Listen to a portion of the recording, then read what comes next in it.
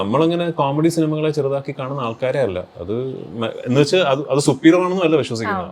എൻ്റെ അടുത്ത് ഞാൻ എൻ്റെ ആദ്യത്തെ സിനിമ ചെയ്ത് കഴിഞ്ഞപ്പോൾ എൻ്റെ അടുത്ത് ഒരാൾ പറഞ്ഞിട്ടുണ്ട്, രാജു ആക്ച്വലി ഇങ്ങനത്തെ സിനിമയൊന്നും അല്ല ചെയ്യേണ്ടത്, എങ്ങനത്തെ സിനിമയാണ് ചെയ്യേണ്ടത് എന്നുള്ളൊരു. കാരണം അത് പറയുമ്പോൾ എന്തോ ഒരു ഇൻഫീരിയർ സിനിമയാണ് ഈ മാസ് മെയിൻ സ്ട്രീം സിനിമ എന്നുള്ളൊരു ധാരണ എനിക്കങ്ങനെ ഇല്ല. നസ്രിയയ്ക്കും രജിഷയ്ക്കും ഒക്കെ അവാർഡ് കിട്ടിയ സമയത്ത് എല്ലാവർക്കും ഒരു കൺഫ്യൂഷൻ ഉണ്ടായിരുന്നു, ഇങ്ങനെ കോമഡി ചെയ്ത് അപ്പം അതൊരു പെർഫോമൻസ് ആണെന്ന് ഇപ്പൊ ആക്സെപ്റ്റ് ചെയ്ത് തുടങ്ങിയിട്ടുണ്ട്. ഈ പ്രേമലൊക്കെ ഇറങ്ങിയ സമയത്ത് ഗിരീഷേടിയൊക്കെ പറയുന്നുണ്ടായിരുന്നു, ഈ നമ്മള് തമാശ സിനിമകൾ വരിക എന്നുള്ളൊരു കാറ്റഗറി. ഇപ്പൊ തമാശ സിനിമകൾ ആളുകൾ ഒരുപാട് കാണുകയും അതിനെ ഇഷ്ടപ്പെടുകയൊക്കെ ചെയ്യും. ഇതാൾ ഫുള്ള് പറഞ്ഞാൽ ആൾ പറഞ്ഞു, പക്ഷെ എന്നാലും പിന്നെ അതിനുശേഷം ചർച്ചകൾ വന്നത് വളരെ ഹിറ്റാവും, ആളുകൾ ഓർത്തിരിക്കും, പിന്നീട് ചിരിക്കുകയൊക്കെ ചെയ്യും. പക്ഷേ ഈ കോമഡി എൻ്റർടൈനർ വിഭാഗത്തിൽ വരുന്ന സിനിമകളെ ഒരു ഗ്രേറ്റ് സിനിമ എന്നുള്ളൊരു രീതിക്ക് അല്ലെങ്കിൽ ആ ഒരു പ്ലേസിലേക്ക് അപ്രീഷിയേറ്റ് ചെയ്ത് വെക്കുക എന്നുള്ളത് ഉണ്ടാവില്ല. പക്ഷെ ആളുകൾ ഭയങ്കരമായിട്ട് കാണും, ഇഷ്ടപ്പെടും, നമ്മൾ റിപ്പീറ്റ് ചെയ്തൊക്കെ പറയുന്നതൊക്കെ അതായിരിക്കും. അങ്ങനെ എന്റെ മനസ്സിലെ ഗ്രേറ്റസ്റ്റ് സിനിമകളിൽ പെട്ട പലതും അത്തരം സിനിമകളാണ് ആക്ച്വലി. കിലുക്കം, ഗോഡ് ഫാദർ എന്നൊക്കെ പറയുന്ന എന്റെ മനസ്സിലെ ഓൾ ടൈം ഗ്രേറ്റ് സിനിമകളിൽ പെട്ട സിനിമകളാണ്. പക്ഷെ എന്നാലും അങ്ങനെ തോന്നിയിട്ടുണ്ട്. ഇപ്പൊ ഒരു മികച്ച സിനിമ എന്നൊക്കെ പറഞ്ഞു, മേ ബി അതിൻ്റെ ഒരു ഈ അവാർഡിന്റെ ഒക്കെ രീതികൾ അനുസരിച്ചിട്ടും കൂടി ഉണ്ടായിരിക്കാം. മികച്ച സിനിമ എന്ന് പറഞ്ഞിട്ട് ഭയങ്കര ഒരു കോമഡി എന്റർടൈൻമെന്റിന് ഒരിക്കലും കൊടുക്കുന്നത് കാണില്ലല്ലോ. അപ്പം നിങ്ങൾക്ക് അങ്ങനെ തോന്നി? അപ്പൊ ഈ സമയത്ത് അത്തരം ചർച്ചകൾ ഉണ്ടായിരുന്നു, ഇതിന്റെ സ്ക്രിപ്റ്റും ഇത് വർക്കാവുക എന്നുള്ളതും ഇത്രയും പേര് ചിരിക്കുക എന്നൊക്കെ ഉള്ളതും വളരെ പ്രയാസമുള്ള കാര്യമാണല്ലോ. പക്ഷെ എന്നാലും അതിനൊരു ആ രീതിക്ക് ഒരു സ്റ്റാറ്റസ് അല്ലെങ്കിൽ ആ രീതിക്കൊരു അവാർഡ് അത്തരം രീതികളിലാണെങ്കിലും ഒരു റെക്കഗ്നീഷൻ കിട്ടുന്നില്ല. അങ്ങനെ നിങ്ങളുടെ സിനിമ ടീമിന്റെ ഇടയിലൊക്കെ ചർച്ചകൾ വരാറുണ്ടോ കോമഡിക്ക്?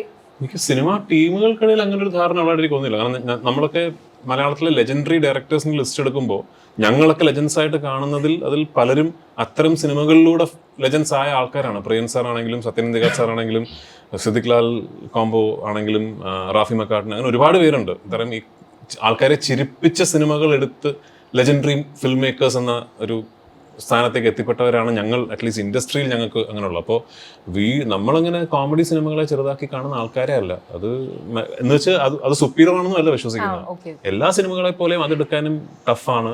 പിന്നെ ആക്ച്വലി ഒരു കാര്യം ശരിയാണ്, ആൾക്കാരെ ചിരിപ്പിക്കുക എന്ന് പറയുന്നത് ബുദ്ധിമുട്ടുള്ള കാര്യം തന്നെയാണ്. എന്താ വെച്ചാൽ ഹ്യൂമർ എപ്പോഴും ഭയങ്കര ആപേക്ഷികമാണല്ലോ. നമ്മുടെ ഓരോ ആൾക്കാരുടെയും പേഴ്സണാലിറ്റി അനുസരിച്ചാണ്. ഇപ്പോൾ എനിക്ക് ചിരി വരുന്നൊരു സാധനത്തിന് നിങ്ങൾക്ക് ചിരി വരണം എന്നില്ല. എനിക്ക് ഫണ്ണി എന്ന് തോന്നുന്ന ഒരു കാര്യം നിങ്ങൾക്ക് ഭയങ്കര ഇറിറ്റേറ്റിംഗ് ആയിട്ട് തോന്നിയേക്കാം. അപ്പോൾ ഒരു കമ്മ്യൂണിറ്റിയിൽ ഒരു തിയേറ്ററിനുള്ളിൽ 1000 ആൾക്കാരെ ഒരുമിച്ച് ചിരിപ്പിക്കുക എന്ന് പറയുന്നത് ഒരു ബുദ്ധിമുട്ടുള്ള കാര്യം തന്നെയാണ്.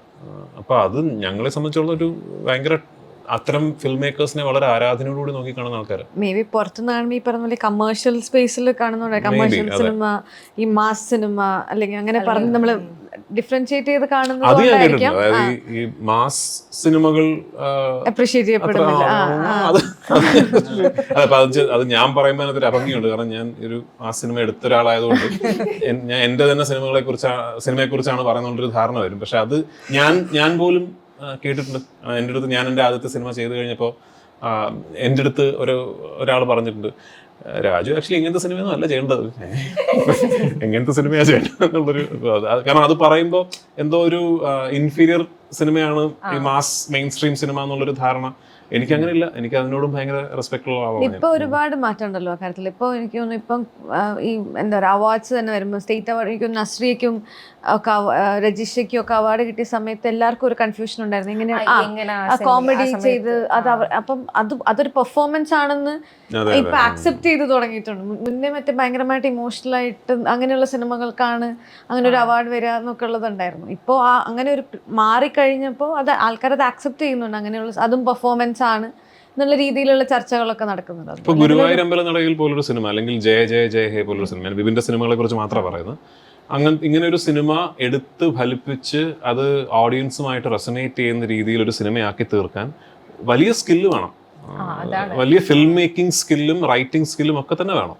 അതൊട്ടും തന്നെ ഇപ്പം എൻ്റെ സിനിമ പറയാം, ഒട്ടും തന്നെ ഒരു ലൂസിഫറിനേക്കാൾ എളുപ്പമുള്ളൊരു പരിപാടിയൊന്നും അല്ല അത്. അത്ര തന്നെ ടഫാണ്.